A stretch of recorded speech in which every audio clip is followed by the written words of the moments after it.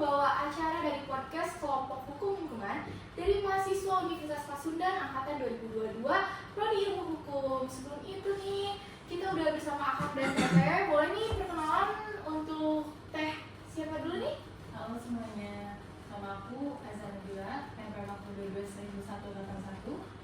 Aku termasuk dari anggota kelompok ini mengenai konservasi cagar alam ya, Teh. Iya, betul nih. Selanjutnya nih ada Kang siapa nih? Kang Raihan, halo semuanya, salam kenal, perkenalkan nama aku Raihan dengan nomor NPM 221000184, salam kenal semuanya. Selanjutnya nih ada Kang siapa nih Kang? Saya Kang Firdaus Idrus dengan NPM 12178. Oke nih, sedikit banget ya, kayaknya kurang satu. Nih satu lagi nih ada siapa ya Teh? Ada siapa ya Teh Azra? Ada siapa ya? Panggil aja gitu ya? Iya, panggil aja dong Teh. Ayo Akang masuk dulu Kang. Masuk Kang, sih Kang.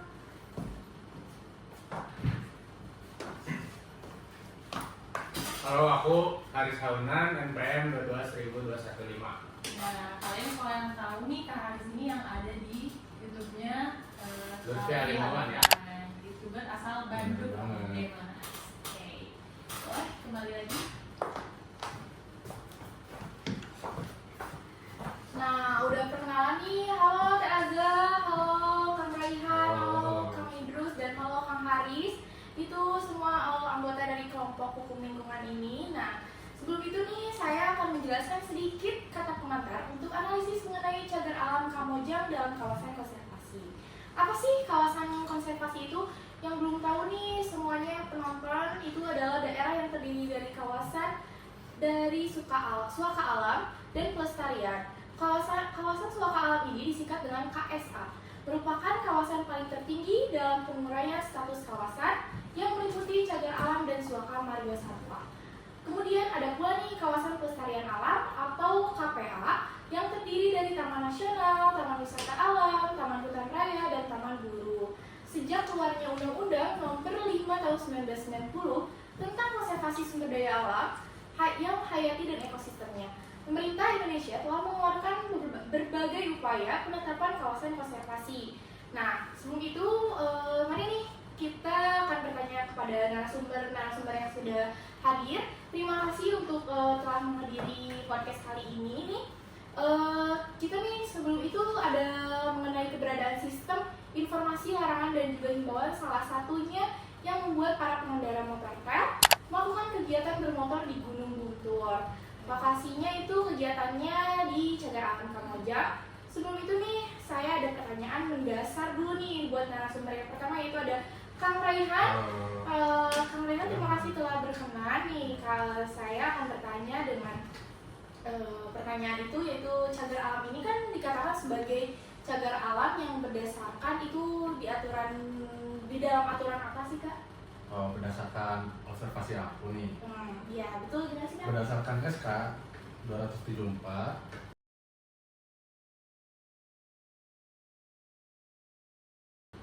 benar sih pada jalur menurut observasi aku itu pada pos 1 menuju pos 3 wisatawan itu yang ingin berkemah perlu melewati medan berbatuan licin. Jalur tersebut memiliki kemiringan 45 derajat. Hal ini perlu dilakukan wisatawan secara hati-hati serta memiliki kesiapan mental dan fisik. Namun kembali lagi bahwasannya berdasarkan peraturan Undang-Undang Nomor 68 Tahun 1998 Pasal 33 ayat 3 menjelaskan kegiatan berwisata yang berpotensi merusak kawasan tidak diperbolehkan seperti halnya mendaki, sehingga kemungkinan dan alasan tersebut tidak ada tanda petunjuk arah yang jelas dan dijelaskan. Gitu sih. Udah segitu aja nih Kang. Oke. Jawaban yang tadi. Terima kasih banyak Oke. untuk Kang Raihan. Selanjutnya ada Teh Azza nih. Paling 1999 yang terakhir kali diperbarui oleh Kementerian Kehutanan Republik Indonesia mengatakan bahwa sebagian besar wilayah Gunung Guntur saat ini adalah cagar alam. Jika dilihat pada peta wilayah, seluruh bagian Gunung Guntur termasuk dalam cagar alam Kamojang. Hal itu diatur di Undang-Undang tentang Konservasi Sumber Daya Alam Hayati dan Ekosistemnya dan peraturannya pemerintah nomor 28 tahun 2011 tentang pengelolaan kawasan suaka alam dan kawasan pelestarian alam Perdana 2021.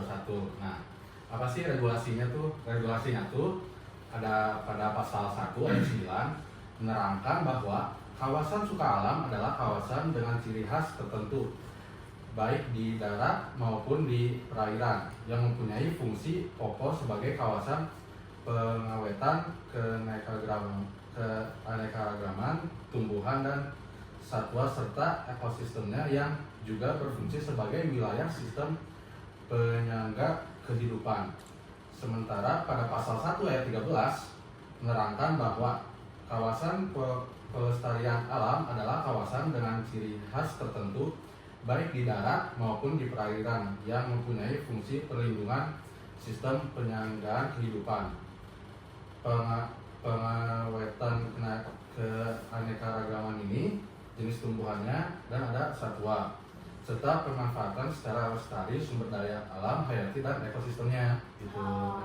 Nah, selanjutnya nih masih ada hubungannya dengan pertanyaan pertama nih Kak. Apakah sudah ada nih sistem informasi yang mendukung di cagar alam Kamojang, yaitu khususnya di gunung apa sih Kak? Guntur ya. Guntur. Nah itu tuh ada nggak sih informasi atau sistemnya di sana tuh gimana Kang? Sebenarnya tuh tidak ada ya secara observasi aku, secara data aku cari-cari. Sistem informasi yang mendukung itu tanda arah atau larangan dan infografis membuat masyarakat maupun wisatawan tidak terorganisir dan dengan baik, sehingga terdapat beberapa kegiatan yang merusak di Taman Wisata Alam Gunung Guntur dan juga pelanggaran eksploitasi di cagar alam Kamojang yang disebabkan oleh minimnya sistem informasi maupun pengetahuan yang dimiliki masyarakat dan wisatawan. Nah, kalau menurut aku sih, kalau kita sebagai manusia tuh harus care juga nggak sih terhadap lingkungan. Tanpa adanya aturan juga kita tuh harus aware gitu. Dan menjaga lingkungan tersebut agar tidak rusak. Betul sih, saya sebagai di sini sebagai pembawa acara juga setuju ya Teh ya. Nah, tapi tuh selain itu tuh apa benar gitu? Tidak ada sosialisasi yang didapati warga di sana sebagaimana pemerintah mengenai medan jalan di situ gitu. Gimana sih Kang observasinya? Sebelum itu nih, tapi sebelum itu kayaknya lebih baik ke Kang Idrus dulu ya daripada Teh Aza, karena Teh Aza tuh kayaknya ada sedikit serius nih untuk pertanyaannya, beberapa pertanyaannya nih kita langsung ke Kang Idrus. Kang Idrus, saya mau menanyakan nih, apa sih yang boleh dan tidak boleh dilakukan di kawasan konservasi cagar alam Gunung Guntur ini? Gimana Kang pendapatnya? Kalau menurut saya sih, menurut peraturan pemerintah nomor 68 tahun 1998 berdasar UU nomor 5 tahun 1990. Pasal 20 cagar alam boleh digunakan untuk penelitian, pengembangan, ilmu pengetahuan, dan kegiatan budidaya. Tapi jangan coba-coba ya merambah, mencuri, atau menembak di sana. Pasal 33 ayat 3 juga menegaskan bahwa kegiatan yang tidak sesuai dengan fungsi zona pemanfaatan di Taman Nasional, Taman Hutan Raya, dan Taman Wisata Alam dilarang keras. Loh, jangan coba-coba ya teman-teman untuk merusak lingkungan yang ada di sana. Nah, nih sekarang nih ke Teh Aza, nih agak pertanyaannya sesuai yang tadi, agak serius nih pertanyaannya nih buat Teh Aza. Nah, pertanyaannya tuh yang pertama tuh, apa benar Teh cagar alam di sana tuh kekurangan petunjuk arah jalan nih Teh? Gimana nih Teh, udah berdasarkan data-data dan observasi yang ada tuh gimana sih Teh? Sebetulnya itu betul sekali ya, di sana tuh minim sekali mengenai petunjuk jalan dikarenakan ya, karena kan itu di area tersebut itu diperuntukkan untuk ajang balap sepeda aja.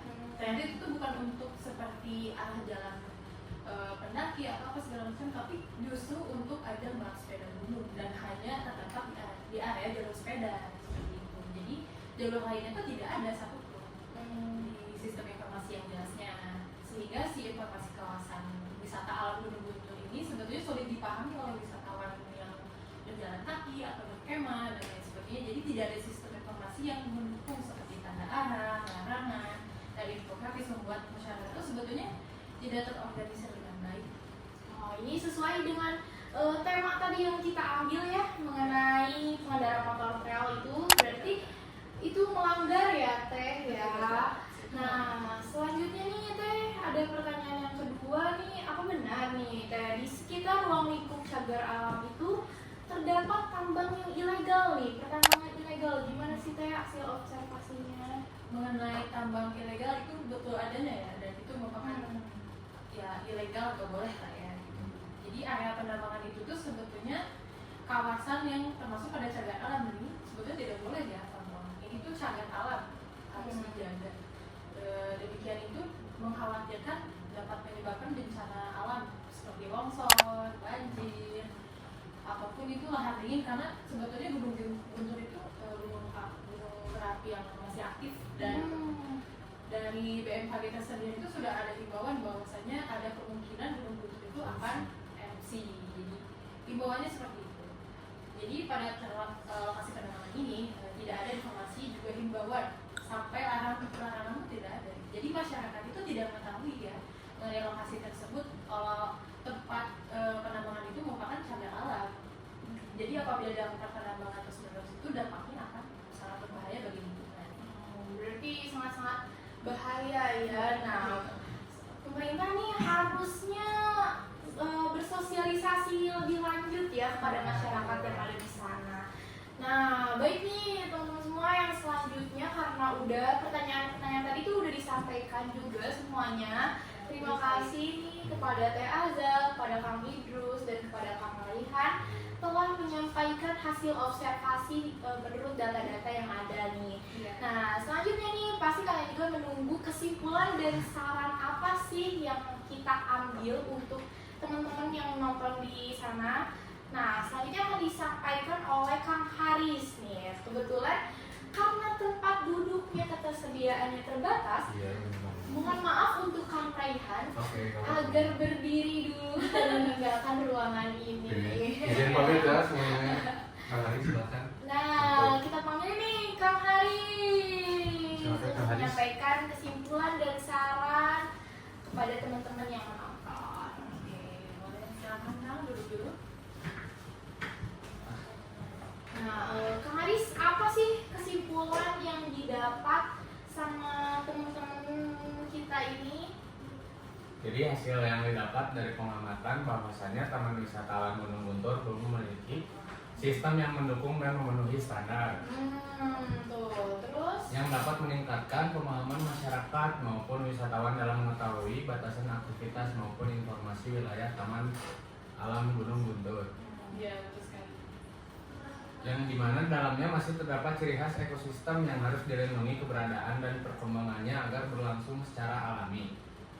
Kayak misal aktivitas mendaki muncak atau kayak motor trail perabas kan, yang atau penambangan pasir di cagar alam Gunung Guntur merupakan aktivitas yang dilarang dan hal seperti itu Ilegal, dapat mengakibatkan hilangnya fungsi kawasan cagar alam. Tuh, itu tuh termasuk ilegal nih teman-teman. Selanjutnya Kang, Terus ada solusinya. solusinya apa tuh Kang? Perancangan perlu adanya sistem informasi yang mendukung Taman Wisata Alam Gunung Guntur yang dibuat secara informatif dan estetik, sehingga dapat membuat masyarakat maupun wisatawan memahami anjuran yang harus dilakukan, mematuhi larangan yang berlaku. Jadi nggak bakal ada hal-hal yang nggak diinginin gitu, kayak misal wisatawan atau masyarakat yang merusak, terus ada orang-orang juga kan yang hilang. Nah itu nanti nggak bakal ada lagi yang kayak gitu. Tuh, itu salah satu solusi yang sudah disebutkan sama Kang Haris. Berarti kalian di sana mau yang buat yang mau ke cagar alam dan wisata lainnya tuh harus menuruti aturan atau regulasi yang ada ya. Nah, baik, kita cukupkan saja nih Teh Kang sampai di sini karena kesimpulan dan saran juga sudah disampaikan. Kita balik lagi nih kepanggil lagi Kang Raihan untuk bergabung di sini. Oke. Tapi mohon maaf nih teman-teman karena keterbatasan tempat duduk, jadi Kang Raihan Berdiri harus aja. berdiri aja. Oh, Maaf, sini ya, maaf. nggak apa-apa. Nah, untuk berdiri Sini. kita cukupkan ya sampai di sini teman-teman. Terima kasih udah menonton podcast kali ini. Cukup sekian dari kami. Mohon maaf bila ada salah-salah kata. Assalamualaikum warahmatullahi wabarakatuh. Dadah.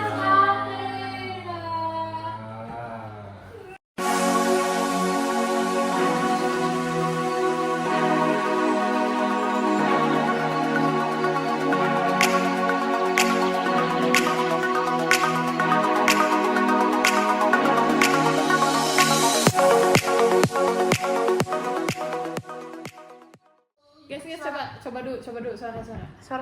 Pakai meetingnya dulu. Coba.